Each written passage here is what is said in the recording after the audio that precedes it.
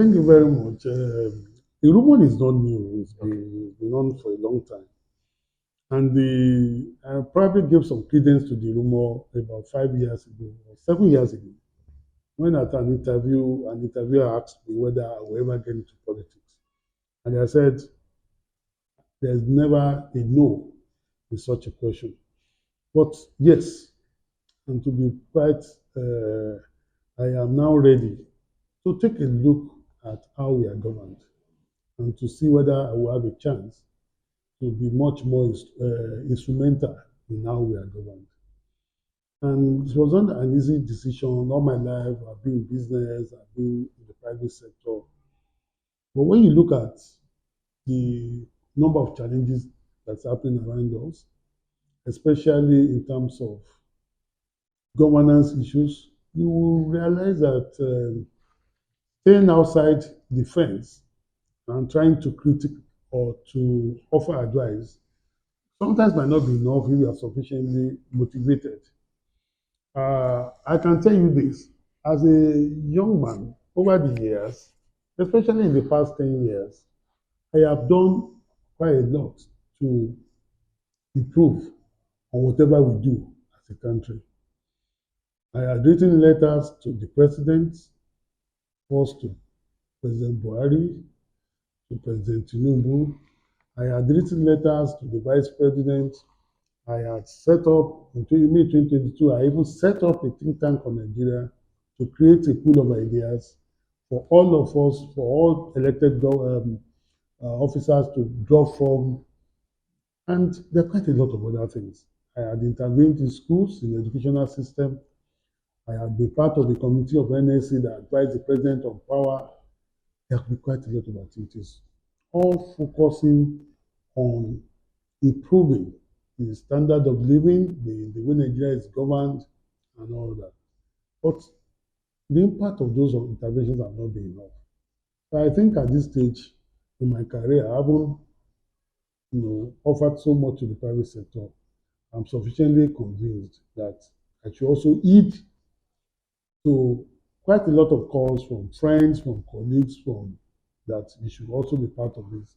So I am giving it a very serious consideration, and I'm sure if it is the will of God, you'll hear from me very soon. Will it be at the state level or the national level? Well, I can say the first step is to just be part of the process. And this is something that I encourage everybody to do. We should create a critical mass of people who can improve the process. So the first is to be part of the process. Now, when you become a part of the process, you can then decide, or the system might be able to say, oh, this is where you'll be well suited. So for me, the first step is to be part of the process, and that's what I want to step into, without in any way undermining and compromising the business, which I also do. Because I also think that any politician that will want to succeed as a person and be able to really deliver on the mandate, whatever mandate is given, must have another address. And that's my concept of politics. So yes, first is to whether it's going to be at state level, local government level, or federal level, we'll see how it unfolds. I've always wondered how you juggle being a technocrat with and a businessman with community demands, and the fact that you're also a very big chief in Yeshaland. How do you juggle all these? I think it's about interest, and it's something I've done all my life. When I entered the university in 1982, the first thing I did was to set up the 1982 set of my secondary school. And all my university days, I was going back to school to do all sorts of intervention. I was mentoring students. I was providing lectures. I was doing career talks and all that. So I did that for 4 or 5 years. As a matter of fact, as a student in university, I was part of a team that also provided books in the library and so on and so forth. I also started I was part of the Students' Union, President of Students Union, of which I was the president as a student at the University of Lagos. So for an engineering student to create time for order is about interest. And when I came out, I continued. For 18 years, I was the president of my Osun association of my secondary school, Methodist High School Elisha, and it was a period that we turned around the school completely. So it's about the interest. Yes, my job is there, my vocation is there, that's my job. But my other interest is community development. The chieftaincy title was not one of my interests. If I'm interested in children, I probably have about 10. It was a honor that I could not refuse for my paramount ruler. It was just a honor.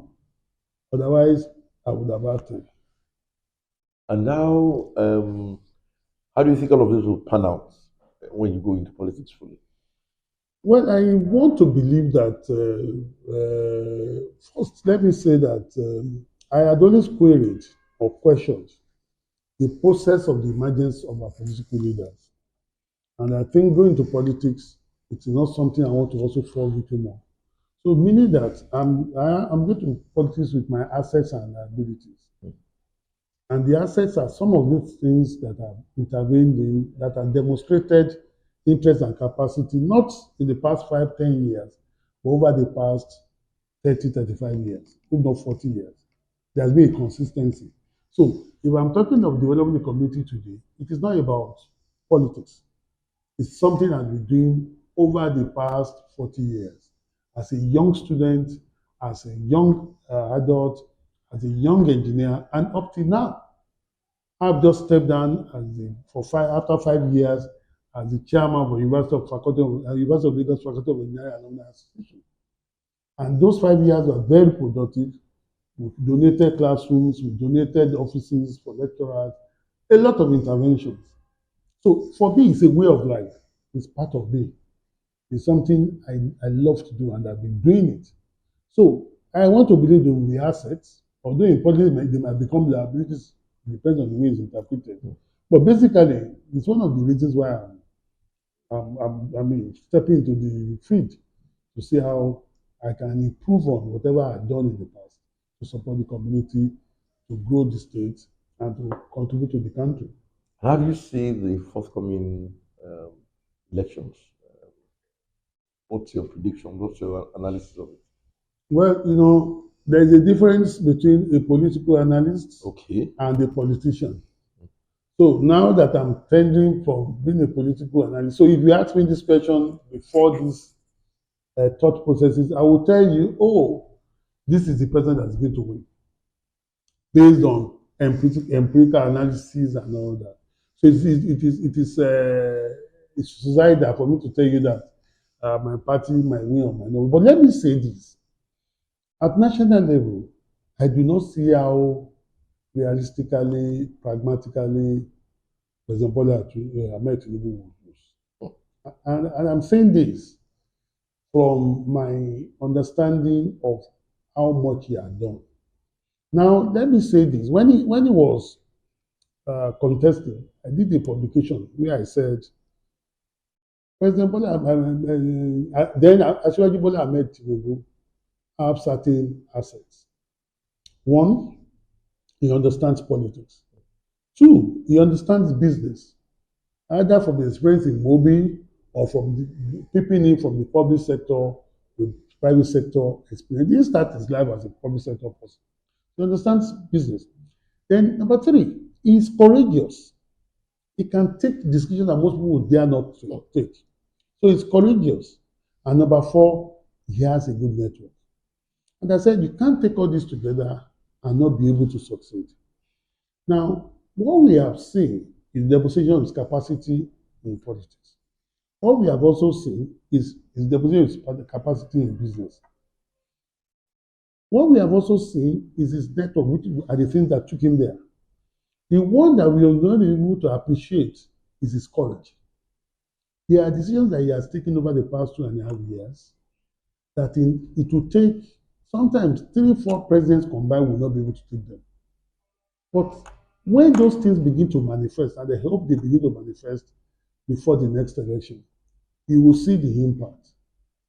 Like I said earlier, what we do is, when we say our GDP growth is increasing, it's all about crude, not in the real sector.